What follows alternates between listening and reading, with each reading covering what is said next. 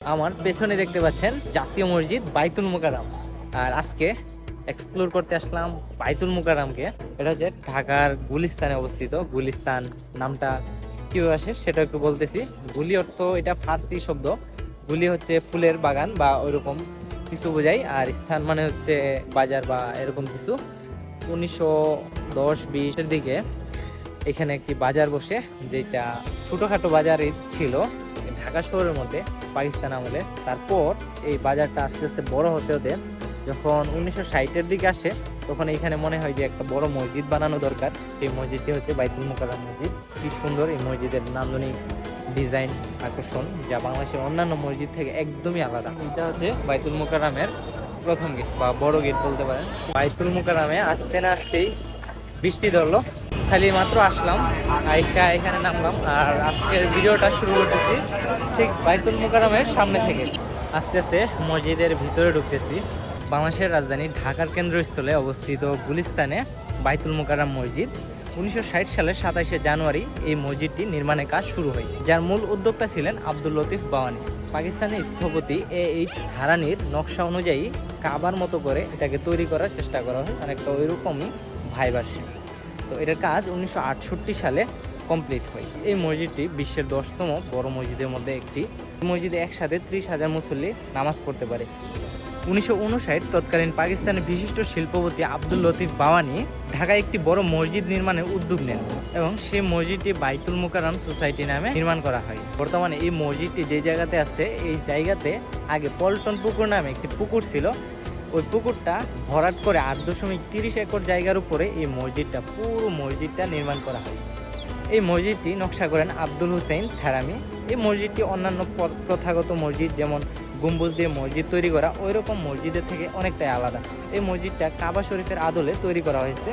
চেষ্টা করা হয়েছে কাবা শরীফের যে ভাইবটা বা ওই রকম কিছু একটা দেওয়ার জন্য, যাতে এটাতে ওই রকম একটা ফিল পাওয়া যায়।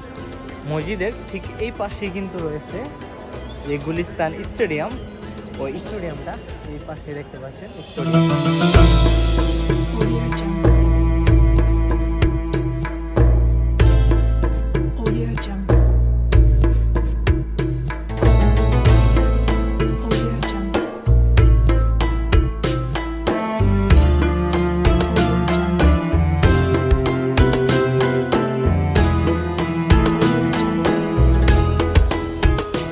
1963 সালের জানুয়ারিতে এই মসজিদে প্রথম জুম্মার নামাজ আদায় করে মসজিদটি উদ্বোধন করা হয়।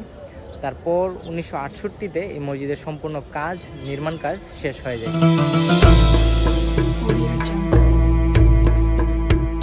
1975 সালের পর বাংলাদেশ সরকার গঠন হওয়ার পরে তখন এই মসজিদটিকে জাতীয় মসজিদ হিসাবে গণ্য করা হয়। জানলে অবাক হবেন যে 2008 সালে সৌদি সরকারের অনুদানে এই মসজিদটি আরও বড় এবং বিস্তার করা হয়। এখানে কিন্তু অসংখ্য দর্শক, অসংখ্য টুরিস্ট, অসংখ্য মানুষ আসতেছে শুধু এই মসজিদটা দেখার জন্য। একটু শুধু যে পুরুষরা আসতেছে তাই নয়, পুরুষদের সাথে সাথে এখানে অনেক মহিলারাও আসতেছে শুধু মসজিদটা এক নজর দেখার জন্য। আর এই মসজিদের এই সামনের যে এরিয়াটা, এই জায়গাটায় বিশাল বড় একটি জায়গা, যেখানে আমার মনে হয় যে 3-4 হাজার মানুষ একসাথে বা আরও বেশি মানুষ, 5-7 হাজার মানুষ একসাথে নামাজ পড়তে পারবে। এই জায়গাটা এতটাই বড়।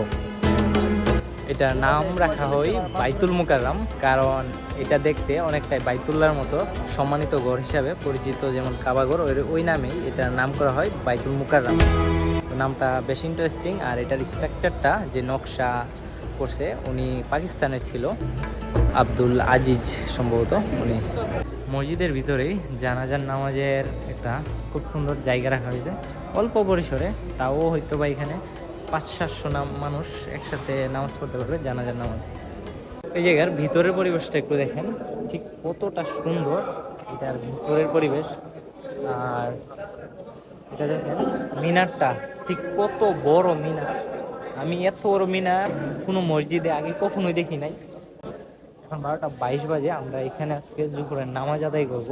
চেষ্টা করব ভিতরে নামাজটা পড়ার, আর আপনাদেরকে একটু ঘুরে দেখাই। দেখুন এই জায়গার পরিবেশটা শুধু দেখেন কতটা সুন্দর। আর এই মসজিদের ভিতরে কিন্তু ঘুমানো একদম নিষেধ, টোটালি নিষেধ। তারপর অনেকে দেখা যায় যে শুয়ে পড়ে তাদেরকে তুলে দেই এখানে।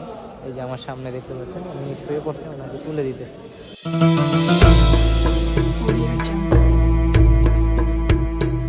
আর আজকে ভিডিওটা এই পর্যন্তই।